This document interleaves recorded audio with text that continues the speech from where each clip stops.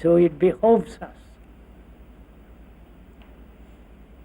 to ask ourselves whether we as human beings, single or a community, or in a family, whether we can live peacefully with each other.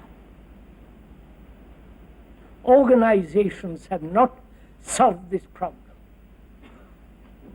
You can reorganize, but war still goes on.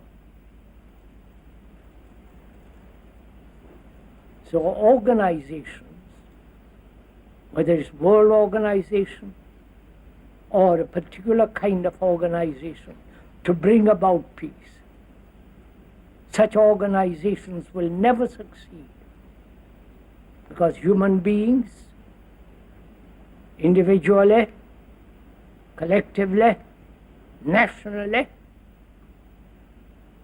are in conflict. Strong nations like America or Russia are at war with each other, economically, ideologically, and actually. Not bloodshed yet. So, peace cannot possibly exist on this earth if there are nationalities, which, as we said, is a glorified tribalism.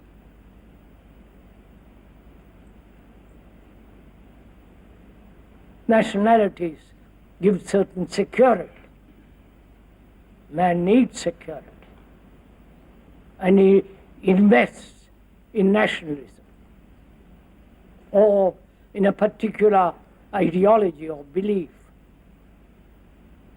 Beliefs, ideologies, and so on have separated man.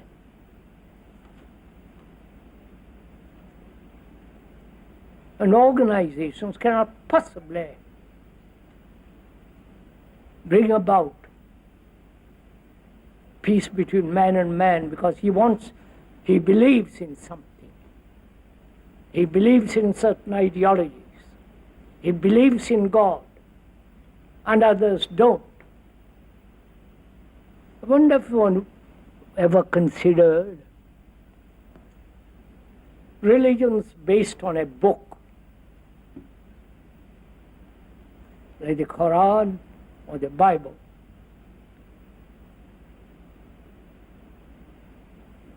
Become very bigoted, narrow, and fundamentalist. And religions like the Hindu and the Buddhist, there are many, many books, all considered sacred, real, straight from God's mouth. So, they're not so bigoted.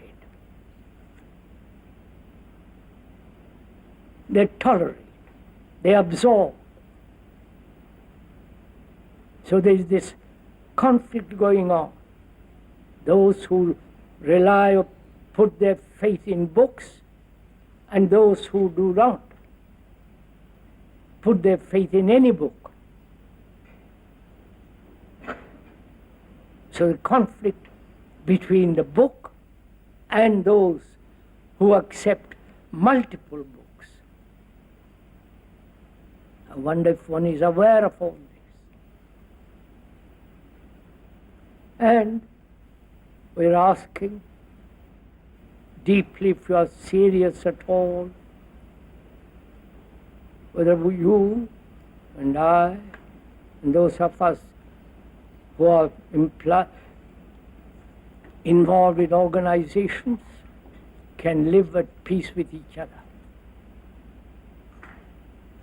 Peace requires a great deal of intelligence, not just demonstrations against a particular form of war,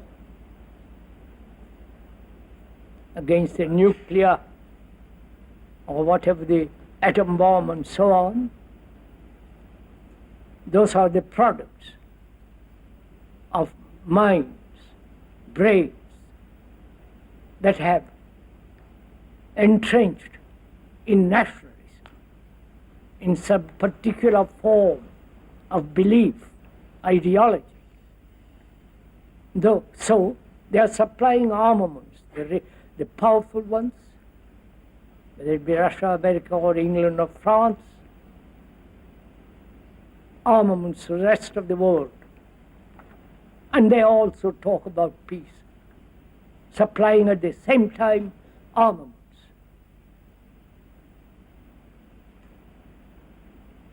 It's a vast, cynical world.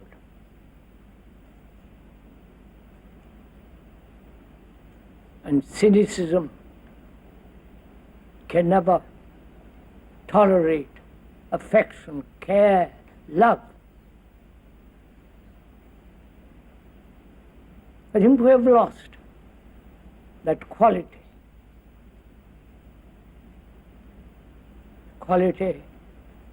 of compassion. Not analyze what is compassion. It can be analyzed very easily. You cannot analyze love.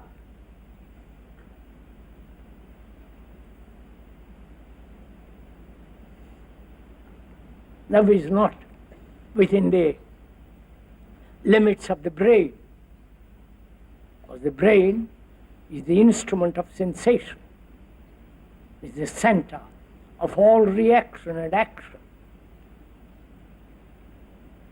And we try to find peace, love within this limited area.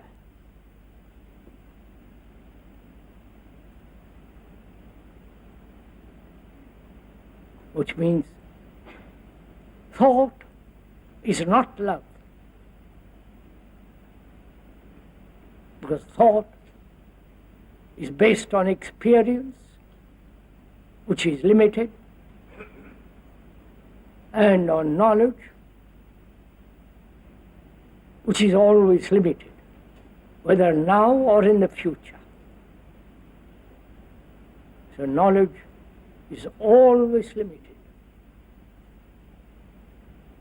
And having knowledge, which is contained in the brain as memory, from that memory springs thought. This can be observed very simply and easily. If one examines oneself, if one looks at one's own activity of thought, experience, knowledge, you don't have to read any book or become a specialist to understand your own way of thinking, living. So thought is always limited, whether it's now or in the future. And we try to solve all our problems, both technological, religious, and personal, through the activity of thought. Surely thought is not love. Love is not sensation or pleasure. It is not the result of desire. It is something entirely different. To come upon that love, which is compassion, which is its own intelligence, one has to understand oneself, what we are, not through analysis, but understanding our own sorrows, our own pleasures, our own beliefs,